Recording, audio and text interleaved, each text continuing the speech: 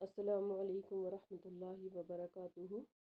رب اشرح لی صدری ویسر لی امری واحلل عقدۃ من لسانی یفقہوا قولی ربنا زدنا علما اللہم فقہنا فی الدین اللہم ارنا الحق حقا وارزقنا اتباعہ وارنا الباطل باطلا وارزقنا اجتنابہ، آمین۔ آیت نمبر 87 سورہ النساء تک ہم کر چکے ہیں۔ پچھلی آیات کا ہم ریویو کر لیتے ہیں۔ اعوذ باللہ من الشیطان الرجیم، بسم اللہ الرحمن الرحیم۔ آیت نمبر 83 وَإِذَا جَاءَهُمْ أَمْرٌ مِّنَ الْأَمْنِ أَوِ الْخَوْفِ أَذَاعُوا بِهِ وَلَوْ رَدُّوهُ إِلَى الرَّسُولِ وَإِلَى أُولِي الْأَمْرِ مِنْهُمْ لَعَلِمَهُ الَّذِينَ يَسْتَنبِطُونَهُ مِنْهُمْ وَلَوْلَا فَضْلُ اللَّهِ عَلَيْكُمْ وَرَحْمَتُهُ لَاتَّبَعْتُمُ الشَّيْطَانَ إِلَّا قَلِيلًا۔ اور جب کوئی امن کی یا خطرے کی خبر ان تک پہنچتی ہے تو اسے فوراً اڑا دیتے ہیں، اور اگر وہ اسے رسول یا اپنے کسی ذمہ دار حاکم تک پہنچاتے تو وہ ایسے لوگوں کے علم میں آ جاتی جو اس سے صحیح نتیجہ اخذ کر سکتے ہیں۔ اور اگر اللہ کا فضل اور اس کی رحمت تمہارے شامل حال نہ ہوتی تو تم ماں سوائے چند لوگوں کے شیطان کے پیچھے لگ جاتے۔ اب اللہ کی راہ میں جہاد کیجیے۔ آپ پر صرف آپ صلی اللہ علیہ وسلم کی اپنی ہی ذمہ داری ہے، اور مسلمانوں کو جہاد کی رغبت دلائیے۔ ممکن ہے کہ اس طرح اللہ تعالیٰ کافروں کی لڑائی کو روک ہی دے، اور اللہ کا زور بڑا زبردست ہے اور وہ انہیں سزا دینے میں بہت سخت ہے۔ جو شخص بھلائی کی سفارش کرے گا تو اس سے اسے حصہ ملے گا، اور جو برائی کی سفارش کرے گا تو اس سے بھی وہ حصہ پائے گا، اور اللہ ہر چیز پر نظر رکھنے والا ہے۔ جب کوئی شخص تمہیں سلام کہے تو تم اسے بہتر اس کے سلام کا جواب دو، یا کم از کم وہی کلمہ کہہ دو، یقیناً اللہ ہر چیز کا حساب رکھنے والا ہے۔ اللہ کے سوا کوئی الہ نہیں، وہ یقیناً تمہیں قیامت کے دن اکٹھا کرے گا جس کے آنے میں کوئی شک نہیں، اور اللہ سے زیادہ سچی بات اور کس کی ہو سکتی ہے۔ آیت نمبر 88 فَمَا لَكُمْ فِي الْمُنَافِقِينَ فِئَتَيْنِ وَاللَّهُ أَرْكَسَهُمْ بِمَا كَسَبُوا أَتُرِيدُونَ أَن تَهْدُوا مَنْ أَضَلَّ اللَّهُ وَمَنْ يُضْلِلِ اللَّهُ فَلَنْ تَجِدَ لَهُ سَبِيلًا۔ مسلمانوں، تمہیں کیا ہو گیا ہے کہ منافقوں کے بارے میں دو گروہ بن گئے ہو، حالانکہ اللہ نے انہیں ان کے اعمال کی بدولت اوندھا کر دیا ہے۔ کیا تم یہ چاہتے ہو کہ جسے اللہ نے گمراہ کیا ہے اسے راہ راست پر لے آؤ، حالانکہ جسے اللہ گمراہ کر دے آپ اس کے لیے کوئی راہ نہیں پا سکتے۔ منافقوں کے بارے میں دو گروہ۔ اس آیت کی شان نزول درج ذیل حدیث سے واضح ہوتی ہے۔ زید بن ثابت رضی اللہ عنہ کہتے ہیں کہ جب نبی اکرم صلی اللہ علیہ وسلم احد کی طرف نکلے تو کچھ لوگ منافقین آپ صلی اللہ علیہ وسلم کو چھوڑ کر مدینہ واپس آ گئے۔ ان واپس ہونے والوں کے بارے میں صحابہ رضی اللہ عنہم کے دو گروہ ہو گئے۔ ایک کہتا تھا کہ ہم ان سے بھی لڑائی کریں گے، اور دوسرا کہتا تھا کہ ہم ان سے لڑائی نہیں کریں گے۔ اس وقت یہ آیت نازل ہوئی۔ یہ صحیح بخاری کی حدیث ہے۔ پھر جو اسی آیت میں فرمایا گیا، حالانکہ اللہ نے انہیں ان کے اعمال کی بدولت اوندھا کر دیا ہے، یعنی ان منافقوں نے واپس جا کر اپنی منافقت کا ثبوت مہیا کر دیا ہے۔ اب اگر تم یہ چاہو کہ ہمیں ان سے لڑائی نہیں کرنی چاہیے، یا شاید کہ وہ راہ راست پر آ جائیں، تو یہ بات تمہارے بس میں نہیں۔ اس آیت سے واضح ہوتا ہے کہ ایسے منافقین واجب القتل ہیں، کیونکہ حقیقتاً ان کے ارادے یہ ہیں کہ تمہیں بھی اپنے جیسا بنا کر چھوڑیں، یعنی اسلام کی دشمنی میں وہ لگے رہتے ہیں۔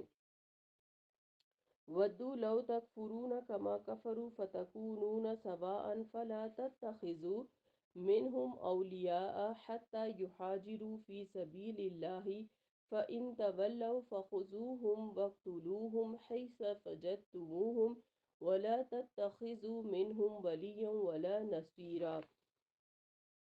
وہ تو یہ چاہتے ہیں کہ تم بھی ویسے ہی کافر ہو جاؤ جیسے وہ خود ہوئے ہیں، تاکہ سب برابر ہو جائیں، لہٰذا ان میں سے کسی کو اپنا دوست نہ بناؤ تاآن کہ وہ اللہ کی راہ میں ہجرت کر کے نہ آ جائیں، اور اگر وہ ایسا نہ کریں تو جہاں انہیں پاؤ انہیں پکڑو اور قتل کرو، اور ان میں سے کسی کو بھی اپنا دوست یا مددگار نہ بناؤ۔ تو اس آیت میں کیا بتایا جا رہا ہے کہ کافر یہ چاہتے ہیں کہ تم بھی کافر ہو جاؤ جیسے وہ خود ہیں، تاکہ سب برابر ہو جائیں اور مل جل کر اپنی مرضی کے کام کریں، اور ان میں سے کسی کو تم اپنا دوست نہ بناؤ حتیٰ کہ وہ اللہ کی راہ میں ہجرت کر کے نہ آ جائیں۔ مدینہ کے پاس منافقین اور ان کی اقسام۔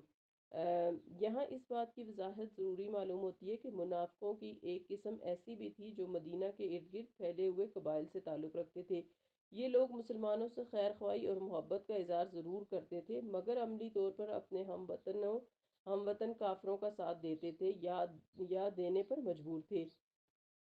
ان کے لیے معیار یہ مقرر کیا گیا کہ اگر وہ ہجرت کر کے تمہارے پاس مدینہ آ جاتے ہیں، یعنی نبی صلی اللہ علیہ وسلم اور ان کے ساتھیوں کے پاس، اور تمہارے ساتھ شامل ہو جاتے ہیں، یعنی جو اس اسلام کا وہ نام لیتے ہیں کہ وہ مسلمان ہو چکے ہیں، اس کا عملی ثبوت دیتے ہیں ہجرت کی صورت میں، تو اس صورت میں تم انہیں سچا بھی سمجھو اور اپنا ہمدرد بھی، اور اگر وہ اسلام کی خاطر اپنا گھر بار چھوڑنے کی قربانی دینے پر تیار نہیں، حالانکہ وہ ایسا کر سکتے ہیں، تو تم ان پر ہرگز اعتماد نہ کرو، نہ انہیں اپنا دوست بناؤ، نہ سمجھو، اور اگر ایسے لوگ کافروں کے ساتھ تمہارے خلاف صف بستہ ہو جاتے ہیں تو انہیں قتل کرنے سے ہرگز دریغ نہ کرو، یعنی پھر تم یہ بات تمہارے آگے نہیں آنی چاہیے کہ یہ تو مسلمان ہیں۔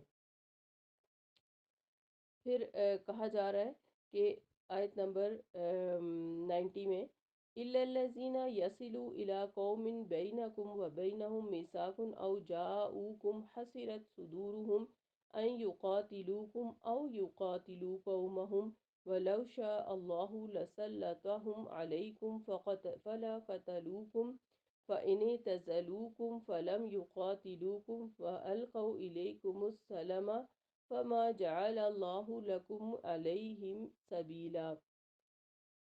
البتہ اس حکم سے وہ منافق مستثنی ہیں جو ایسی قوم سے جا ملیں جس سے تمہارا معاہدہ ہو چکا ہے، اور وہ بھی مستثنی ہیں جو تمہارے پاس دل برداشتہ آتے ہیں، وہ نہ تمہارے خلاف لڑنا چاہتے ہیں نہ ہی اپنی قوم سے، اور اگر اللہ چاہتا تو انہیں تم پر مسلط کر دیتا، پھر وہ تمہارے خلاف لڑائی کرتے۔ اب اگر وہ کنارہ کش رہتے ہیں اور لڑائی پر آمادہ نہیں اور تمہیں صلح کی پیشکش کرتے ہیں، تو پھر اللہ نے ان پر تمہاری دست درازی کی کوئی گنجائش نہیں رکھی۔ اوپر والی آیت میں ہم نے پڑھا کہ جو لوگ کھلم کھلا مسلمانوں کی مخالفت میں کافروں کے ساتھ لڑتے ہیں اور ہجرت بھی نہیں کرتے، تو وہ جنگ میں جہاں بھی مسلمانوں کے سامنے آئیں گے، چاہے وہ نام کے مسلمان ہوں، ان منافقین کے ساتھ لڑائی کی جائے گی۔ لیکن اس آیت میں یہ بتایا جا رہا ہے کہ اس میں سے وہ منافق مستثنی ہیں جو ایسی قوم سے جا ملیں جس سے تمہارا معاہدہ ہو چکا ہے، یعنی مائد قوم سے جنگ نہیں کی جائے گی۔ یعنی کن لوگوں سے جنگ جائز نہیں؟ البتہ اس قتل سے دو قسم کے لوگ مستثنی ہیں۔ ایک وہ لوگ جو کسی ایسی قوم میں چلے جائیں جن سے تمہارا معاہدہ ہو چکا ہے کہ وہ اتنی مدت تک مسلمانوں سے جنگ نہیں کریں گے، ان کا تعاقب نہیں کیا جائے گا، جیسا کہ صلح حدیبیہ کے دوران میں کفار مکہ سے معاہدہ ہوا تھا۔ دوسرے ایسے منافق بھی مستثنی ہیں جو فی الحقیقت غیر جانبدار رہنا چاہتے ہیں، نہ وہ اپنی قوم سے تمہارے ساتھ مل کر لڑنا چاہتے ہیں، نہ ان کے ساتھ مل کر تم سے لڑنا چاہتے ہیں، خواہ وہ اپنی قوم کے ساتھ مل کر آ ہی گئے ہوں مگر مسلمانوں کے خلاف لڑنے سے دل میں تنگی محسوس کر رہے ہوں، جیسے میدان بدر میں مشرکین کے ساتھ سیدنا عباس رضی اللہ عنہ اور بنی ہاشم کے کئی لوگ آ تو گئے تھے مگر لڑائی کے وقت علیحدہ ہو گئے تھے، یعنی وہ لڑنا نہیں چاہتے تھے، ان کی مجبوری تھی کہ وہ ان کا ساتھ ان کو آنا پڑا تھا۔ تو یعنی اگر ایسے لوگ مسلمانوں کے ساتھ لڑنے سے دل برداشتہ نہ ہوتے بلکہ کفار کا ساتھ دے کر ان کی قوت بڑھاتے، تو ممکن ہے کہ یہی لوگ تم پر غالب آ جاتے، یعنی مسلمانوں پر غالب آ جاتے، لیکن وہ اپنی قوم کے ساتھ مل کر مسلمانوں کے خلاف لڑنا نہیں چاہتے۔ لہٰذا جو منافقین یا دوسرے لوگ امن پسند ہیں، لڑائی سے گریز کرتے ہیں، تمہاری راہ میں حائل بھی نہیں ہوتے یا صلح کرنے پر آمادہ ہیں، تو ایسے لوگوں سے تمہیں تعرض نہیں کرنا چاہیے۔ اور پھر اسی آیت میں کہا گیا کہ اب اگر وہ یعنی اور اگر اللہ چاہتا تو انہیں تم پر مسلط کر دیتا، پھر وہ تمہارے خلاف لڑائی لڑتے۔ یعنی بدترین منافق ایسے لوگ بدترین قسم کے منافق ہیں جو ڈھنڈورا تو اپنی امن پسندی کا پیٹیں اور جب داؤ لگ جائے تو اسلام دشمنی میں کوئی کسر اٹھا نہ رکھیں۔ ان کی امن پسندی کی تین ہی صورتیں ممکن ہیں: ایک یہ کہ مسلمانوں سے صلح کر لیں، دوسرا یہ کہ لشکر کفار میں شامل نہ ہوں، اور تیسرا یہ کہ اگر انہیں مجبوراً شامل ہونا ہی پڑے تو پھر اپنے ہاتھ روکے رکھیں، یعنی عملاً لڑائی میں شامل نہ ہوں۔ اور اگر یہ تینوں باتیں نہ پائی جائیں تو اس کا مطلب یہ ہے کہ ان کی نیت میں فتور ہے اور وہ امن پسندی کی آڑ میں دھوکہ دے کر مسلمانوں سے انتقام لینا چاہتے ہیں۔ لہٰذا ایسے لوگ بدترین قسم کے منافق ہیں۔ ان منافقوں کا علاج یہ ہے کہ جب بھی موقع ملے سب سے پہلے انہیں قتل کر کے ختم کرو، دوسرے کافروں سے جنگ بعد میں کرو۔ پھر آیت نمبر 91، سَتَجِدُونَ آخَرِینَ یُریدُونَ أَن یَأْمَنُوکُمْ وَیَأْمَنُوا قَوْمَہُم، پھر آپ کو ایک اور قسم کے لوگ بھی ملیں گے جو یہ چاہتے ہیں کہ تم سے بھی امن میں رہیں اور اپنی قوم سے بھی۔